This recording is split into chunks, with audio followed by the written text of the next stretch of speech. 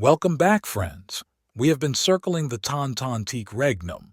Today, we're going to take a look at the Lake Mead area. Let's take a step back before we move forward.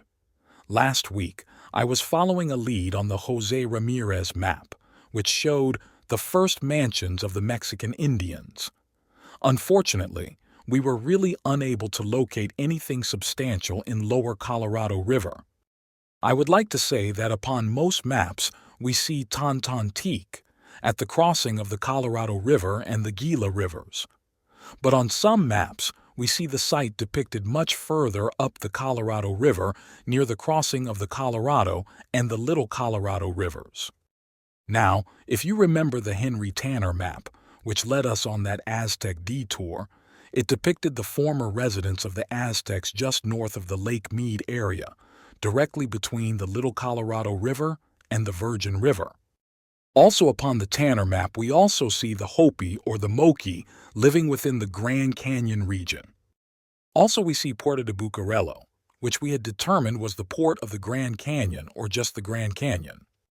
We gained our insight into Puerto de Bucarelo from the Earl Spalmer's publication called the Cartobibliography of the Grand Canyon and Lower Colorado River regions in the United States and Mexico. On the Alexander Pike map of 1810, we again see Puerto de Bucarelo, but west of that area, we see that the area was inhabited by the Nahuatl Indians. The Nahuatl was the language the Aztecs spoke, along with many other people in the southwestern United States and in Mexico. Archaeologists generally agree that ancient humans have been living in and around the Grand Canyon for approximately 10,000 years.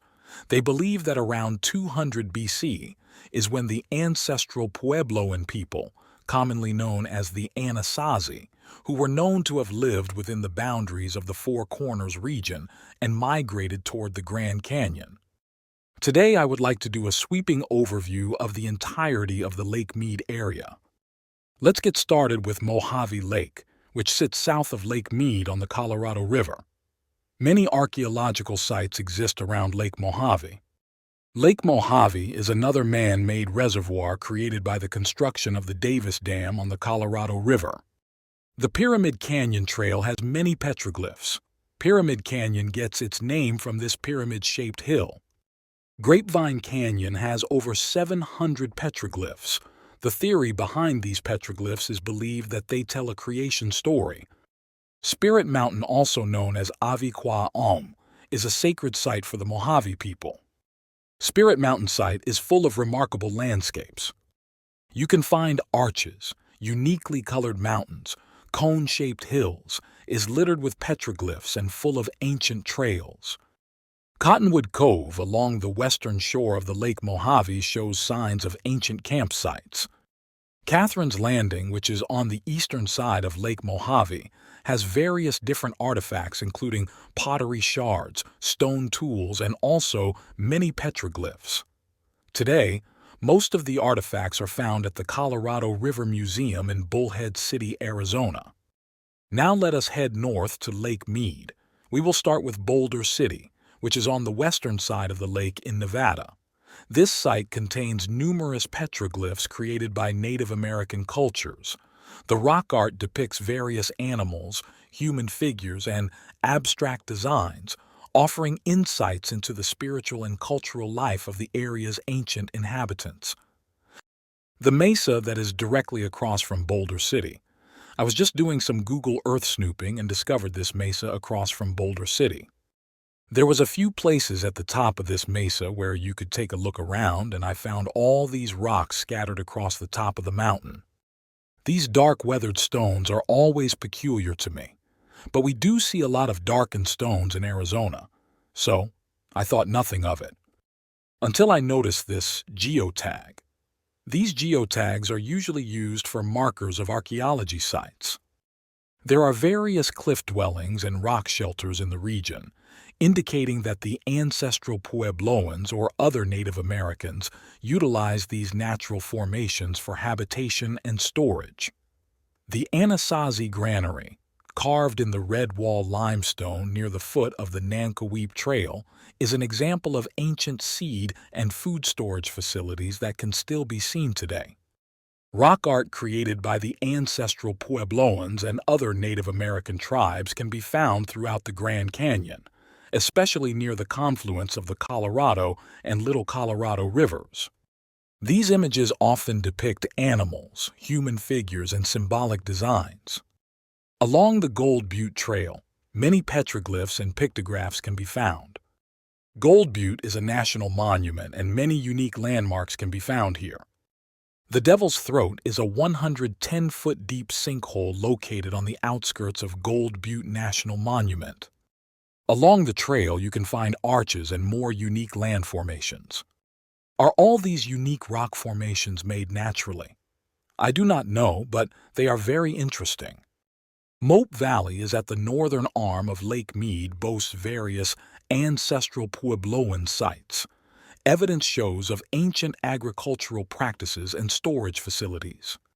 Valley of Fire State Park, while not directly on the lake, this national park is home to significant ancient petroglyphs, unique rock formations, and remains of ancestral Puebloans. The park's petroglyphs date back over 2,000 years and are attributed to the ancestral Puebloans and other Native American groups.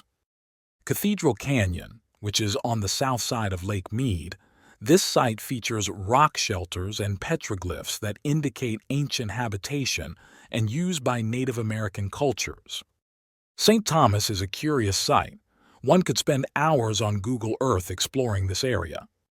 St. Thomas was a Mormon settlement established in the 1860s, later submerged by Lake Mead when the Hoover Dam was constructed.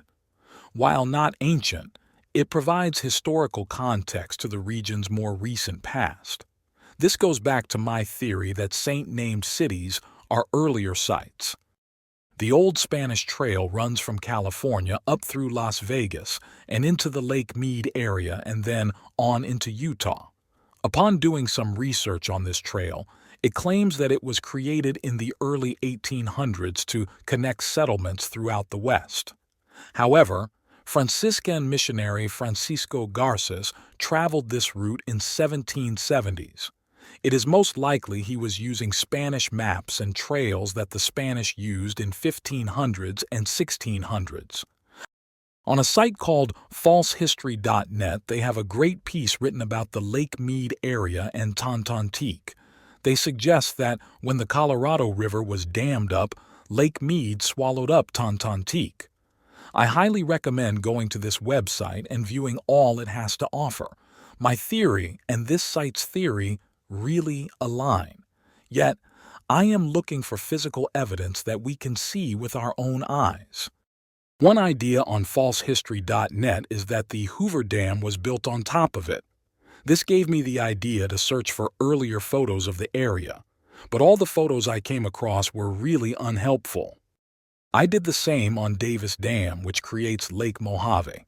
Though the photos did not show us anything special, the dam plans looked like a pyramid.